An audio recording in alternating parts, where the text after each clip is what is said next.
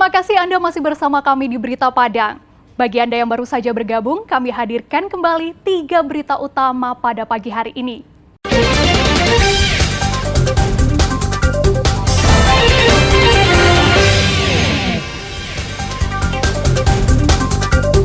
Polisi di Padang Minggu malam tangkap sepeda motor yang melanggar aturan.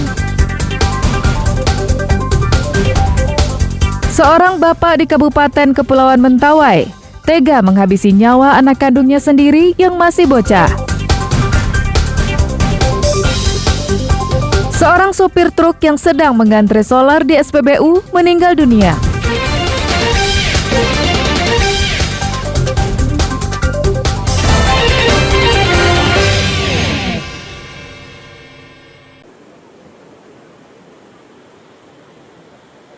Seorang remaja putri yang berusia 12 tahun, murid kelas 6 sekolah dasar, ditemukan meninggal dunia di tengah laut, perairan pesisir selatan pada Senin pagi. Jasadnya ditemukan mengapung sejauh 2,5 mil dari pantai tempat semula ia hilang. Tim SAR yang telah mencari selama 3 hari langsung mengevakuasi korban untuk diserahkan kepada keluarga. Awalnya korban bersama 7 temannya yang baru saja menerima rapor sekolah bermain ke pantai Tan Sri Dano hari Sabtu pekan lalu. Dari 8 orang tersebut, 3 orang diantaranya berenang di tepi pantai dan terseret ombak. 2 orang dapat segera diselamatkan temannya yang melihat kejadian tersebut, dibantu warga sekitar. Sementara Naira ditemukan 3 hari kemudian dalam kondisi meninggal dunia. Tim gabungan dari Basarnas Padang, BPBD Pesisir Selatan, dan dibantu warga mencari hingga radius 10 km. Selain menyisir laut dan pantai, tim SAR juga menyelam. Sedangkan warga membantu pencarian dengan menyebar jaring puke yang digunakan untuk menjala ikan di laut.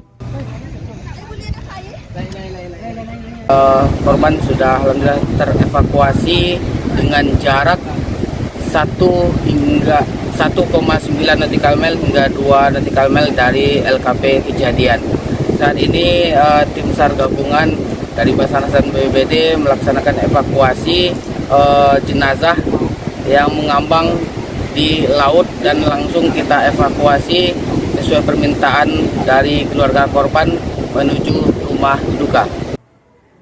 Pantai menjadi salah satu tempat favorit bagi keluarga untuk mengisi hari libur. Di tempat yang tergolong rawan tersebut, orang dewasa diminta proaktif mengawasi setiap kegiatan anak-anak. Banta Fauzan melaporkan dari pesisir selatan.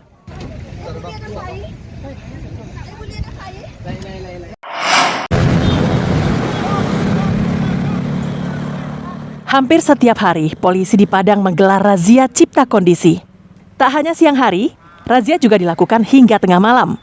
Seperti hari Minggu malam lalu. Kali ini sasarannya adalah pengguna sepeda motor yang tak taat aturan lalu lintas. Polisi berpatroli memburu pengendara yang kedapatan melanggar, seperti tidak menggunakan helm, memakai knalpot bising, ataupun balap liar. Mereka langsung dibawa petugas ke Mapolresta Padang untuk diberi sanksi. Operasi ini dipimpin langsung oleh Kapolresta Padang Kombes Ferry Harahap dan dilaksanakan serentak hingga polsek-polsek yang tersebar di 11 kecamatan.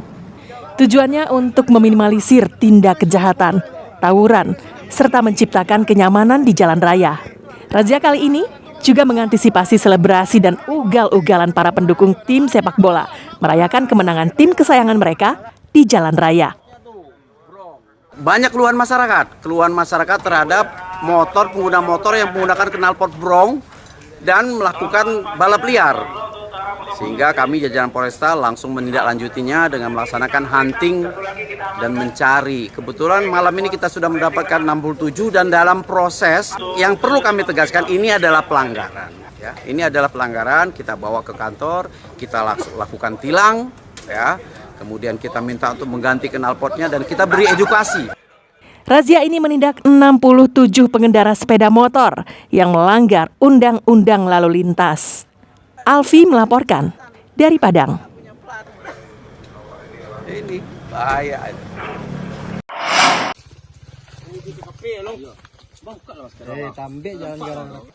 Seorang ayah warga desa Mailepet, Kecamatan Siberut Selatan, Kabupaten Kepulauan Mentawai, menghabisi nyawa anaknya sendiri yang masih berusia 4 tahun.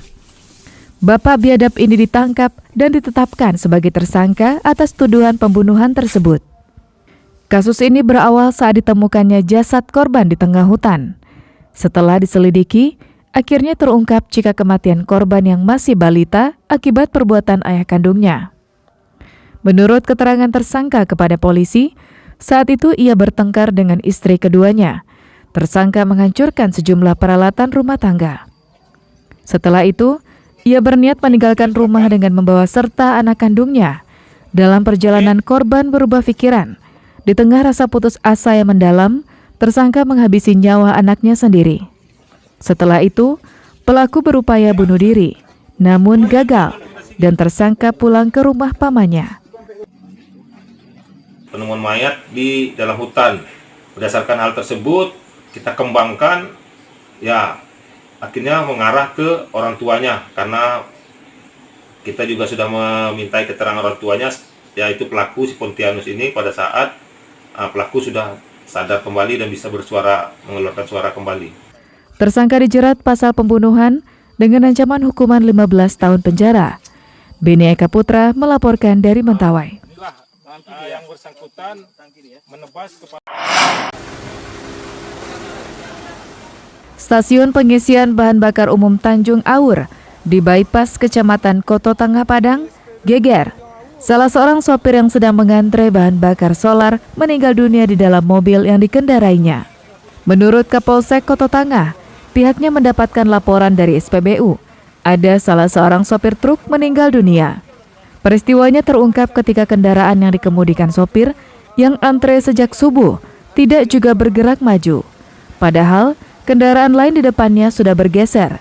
Karena penasaran, sopir-sopir yang lain kemudian mendatangi sopir tersebut. Saat ditemukan, sopir malam ini berada dalam posisi duduk di belakang kemudi. Bercelana pendek dan sebagian bajunya terangkat ke atas. Sedangkan identitas sang sopir belum diketahui.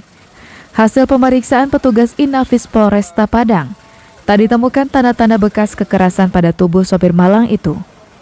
Sebab memastikan penyebab meninggalnya sopir, jenazahnya dibawa ke Rumah Sakit Bayangkara Polda Sumatera Barat untuk diotopsi. Bahwa ada kendaraan dari tadi subuh tidak bergerak dan dicek oleh yang bersangkutan, dibangunkan, ternyata apakah ini diduga sebagai driver atau kenek, ini yang belum kita ketahui. Ternyata tidak bangun-bangun, sehingga kita coba cek ke TKP dan didamping oleh tim kesehatan dari puskesmas yang terdekat, memang dinyatakan sudah meninggal dunia. Sejak sebulan lalu, SPBU di Kota Padang memang dipenuhi oleh truk-truk yang mengantre solar. Tak jarang, truk-truk tersebut menunggu seharian untuk mendapatkan pasokan. Robiham melaporkan dari Padang.